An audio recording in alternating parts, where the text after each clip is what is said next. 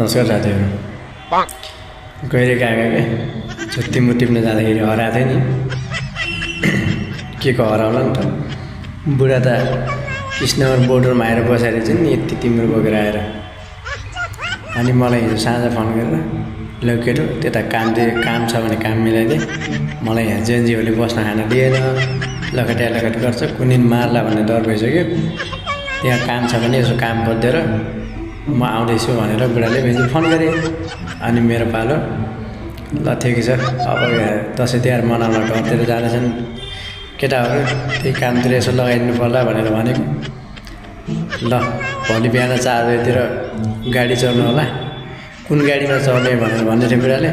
ट्रेनमा चढ्नु होला। ट्रेनमा भनेको ट्रेन भनेको बुढाले टरक भन्ने जस्तो सुनेछन् र तरकमा चढेर फेरि फर्केर उतै घरतिर गएर चाहिँ अब के भन्ने यस्ताले फेरि कुटै खाने मेरो बुढाले।